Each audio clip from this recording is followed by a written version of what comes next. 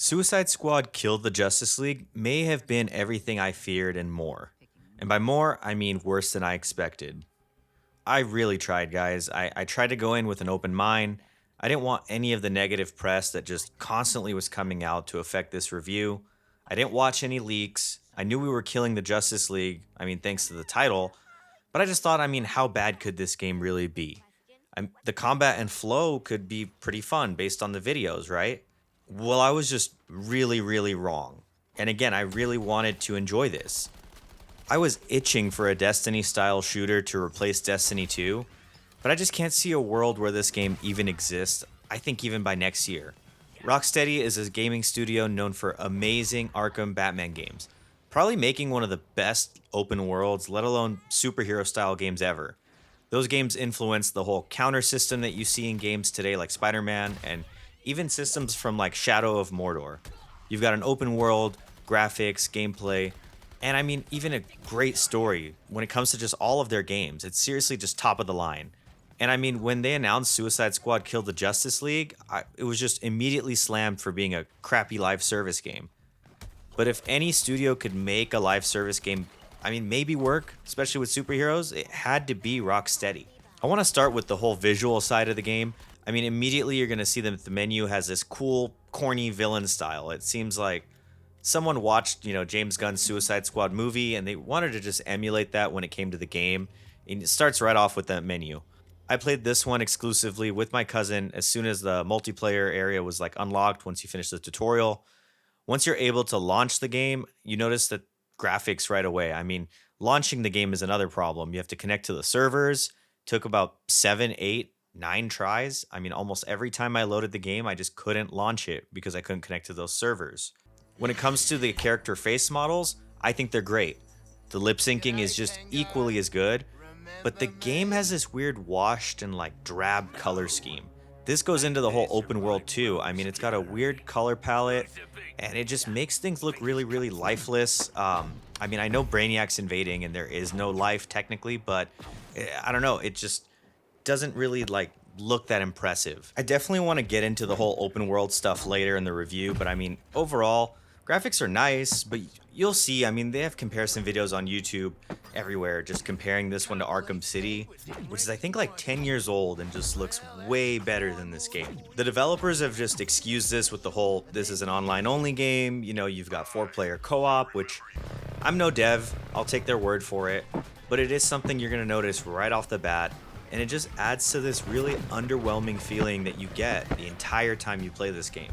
So speaking of that open world, let's talk Metropolis. We've got a whole new area here to discover and explore.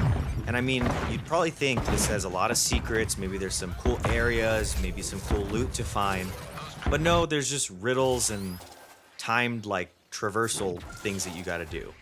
And just enemies sitting on top of, buildings. Other than that, there really isn't much to do. When you're traversing throughout the city, it's almost all vertical thanks to the style that they chose for movement. And, even when you are doing that movement, you do have to stop and recharge whatever your movement style is.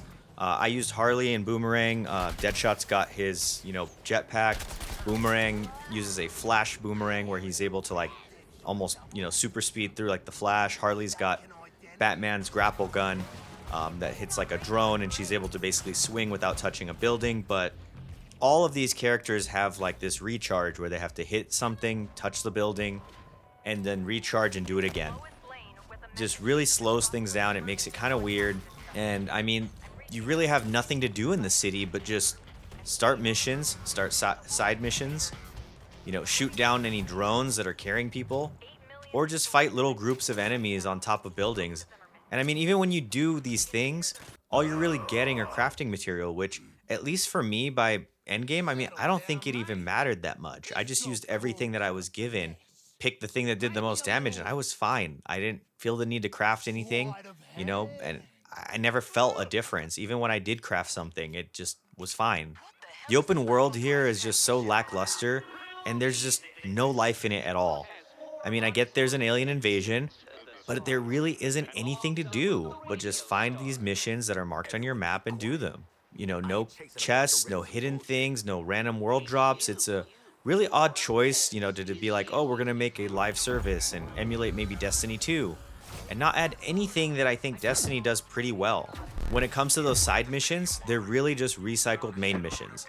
Enemies only take damage a certain way, or you have to kill everything, or you escort a bus, or, just hold these objectives. The escort missions are honestly the fucking worst, and I really couldn't believe how many of those were in the game. It almost felt like every other mission was me escorting a bus somewhere.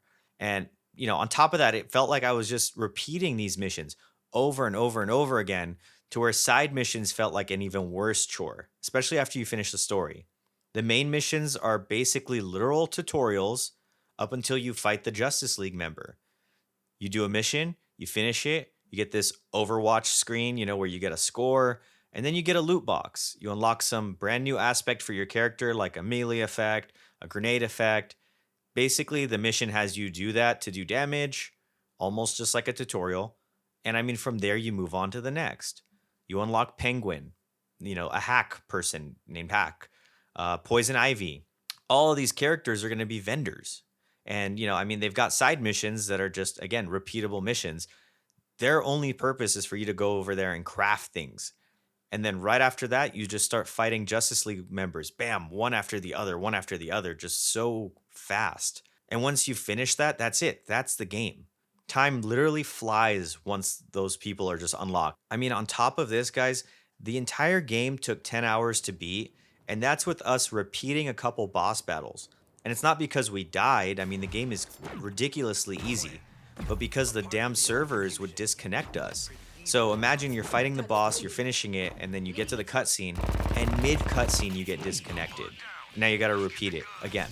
We ran into server issues almost every day, right? For the 2 days that it took us to beat this game. And I mean, I didn't spend $100 to buy this early.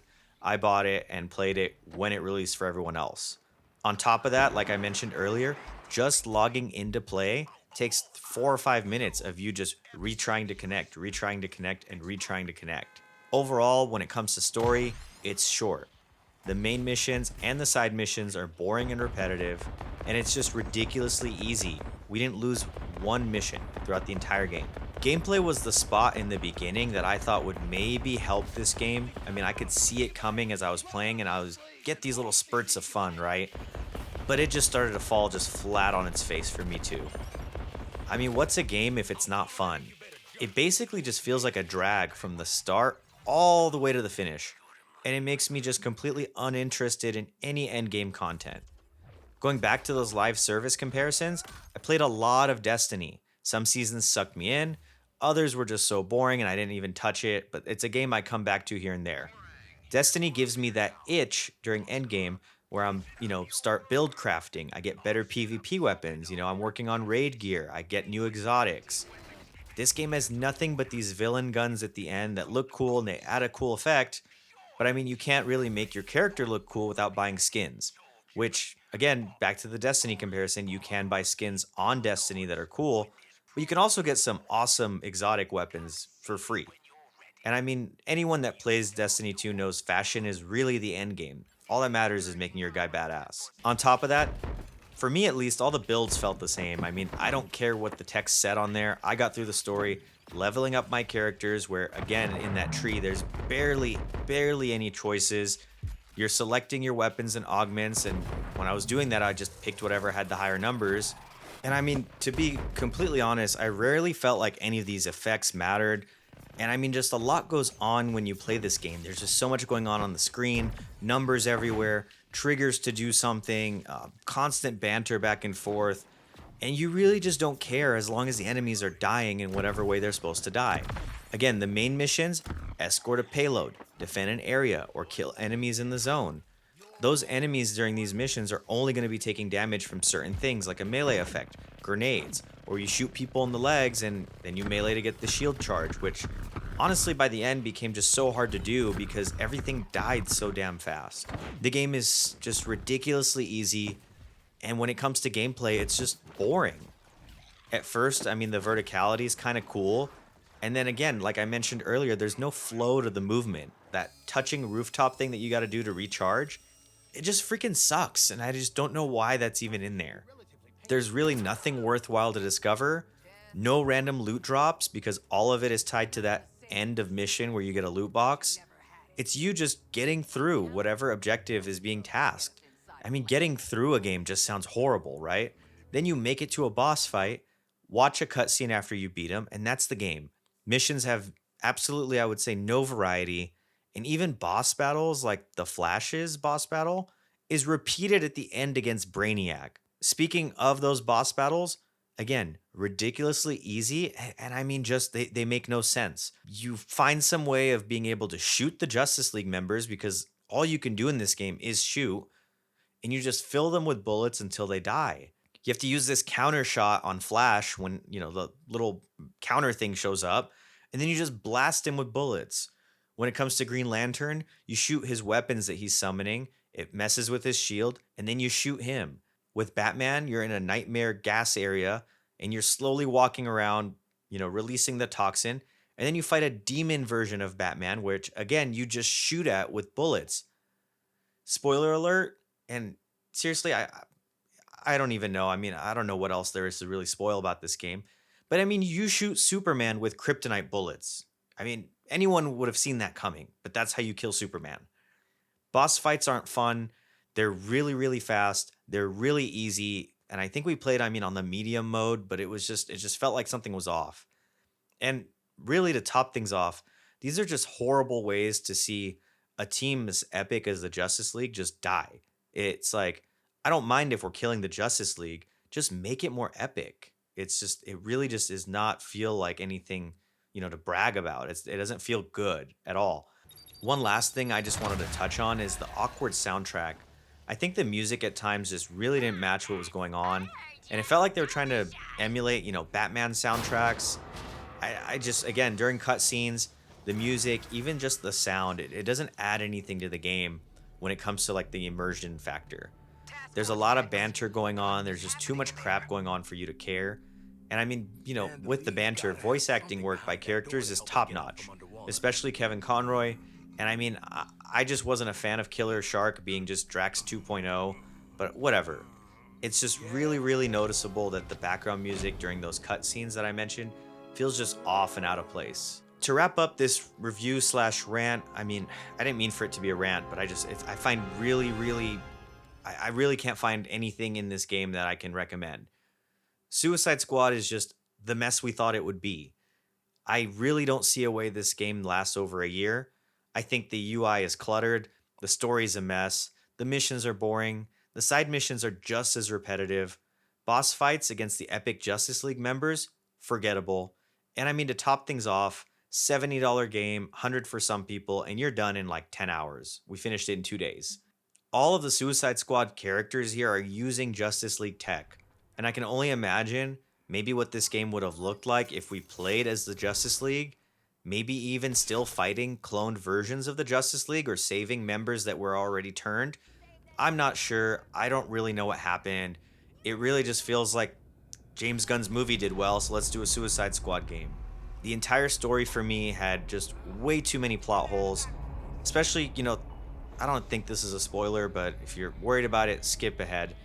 Flash tells Diana to kill him and stop Brainiac, so I mean, it's weird for me that Flash was still in there, even though he was, hypnotized, and the only way to stop him is to basically kill him. It's just, again, weird we couldn't save them, and really the entire story, if you just look at it, is just an excuse to create this never-ending multiverse-style game with a bunch of different Earths, a bunch of different Brainiacs for every season, or whatever it is that they're trying to do, and I mean, just cash cow, keep making money for this. For anyone that's come back to one of my review videos, I'm ditching ratings in favor of just an honest opinion. I mean, I think it's a lot better than giving out a number. I think the number gets lost when it comes to the video and people kind of focus on that. I really just can't recommend anybody buy Suicide Squad Kill the Justice League at full price or on sale. Play this one for free on Game Pass if you're subscribed, or PlayStation Plus, whatever. If you're itching for a superhero game, play Spider-Man 2 or Gotham Knights even. And I mean, that game's not that good, but it's better than this. I really don't think that this game is even worth getting on sale, even if it's, some crazy sale. It's really just, I just wish I had my time back, honestly. And again, I don't think this is lasting over a year. So if you're gonna buy this game, and it gets shut down, there goes your money. I hate to end a video on just a sour note, but seriously, save your money and just let's all hope that the next Rocksteady game is an actual game that's worth playing rather than some live service cash grab. If you made it this far, I really appreciate you for stopping by. Drop a comment. Let me know if you played Suicide Squad, Kill the Justice League, and I mean, just give me your thoughts on it. I'm really interested to seeing what people think. I'm grateful for all the support that we've gotten in these videos, and I'll see you all in the next one. Thanks, guys.